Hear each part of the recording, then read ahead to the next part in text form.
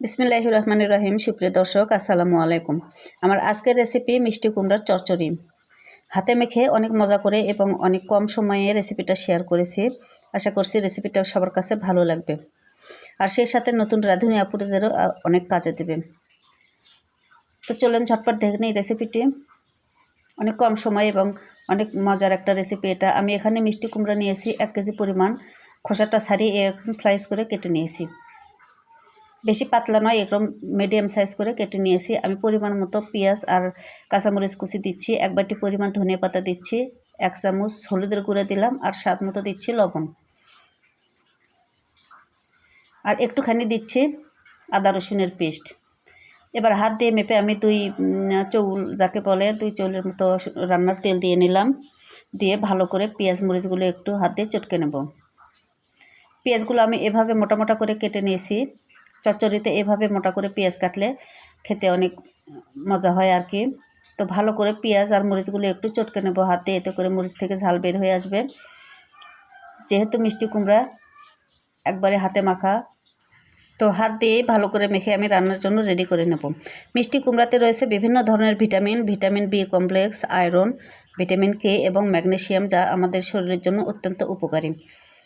তো প্রত্যেক দিন না হলেও সপ্তাহে অন্তত 1 দিন খাদ্য তালিকায় আমাদের এই মিষ্টি কুমড়া রাখা অনেক জরুরি। যারা আমিষ খেতে পছন্দ করেন না, তারা এভাবে নিরামিষ এই রান্নাটি ট্রাই করতে পারেন। আশা করছি ভালো লাগবে। আমি লবণটা চেক করে নিলাম, পারফেক্ট আছে। এবার আমি পানি দিয়ে এটা রান্না করে নেব। আমি পরিমাণ করে পানি দিচ্ছি, 1.5 বাটি পরিমাণ আমি পানি দিলাম এখানে। মিষ্টি কুমড়া আর পানি গায়ে গায়ে সমান হবে, এ পর্যন্ত পানি দিতে হবে। যেহেতু মিষ্টি কুমড়া থেকে একটু পানি ছেড়ে দেবে, আর এ পর্যায়ে আমি ঢেকে রান্না করে নেব পানিটা শুকিয়ে আসা পর্যন্ত।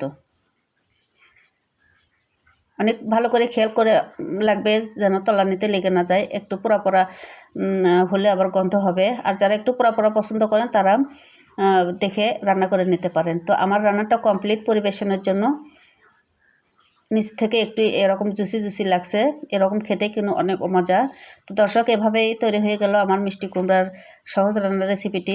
আশা করছি ভালো লাগবে আপনাদের কাছে।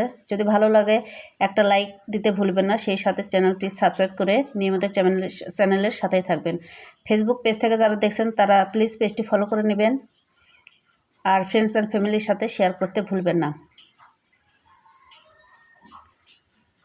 আপনারা অনেক অনেক ভালো থাকুন। আবার একদিন ফিরব অন্য একটা রেসিপি নিয়ে। সেই পর্যন্ত আমাদের সাথেই থাকুন।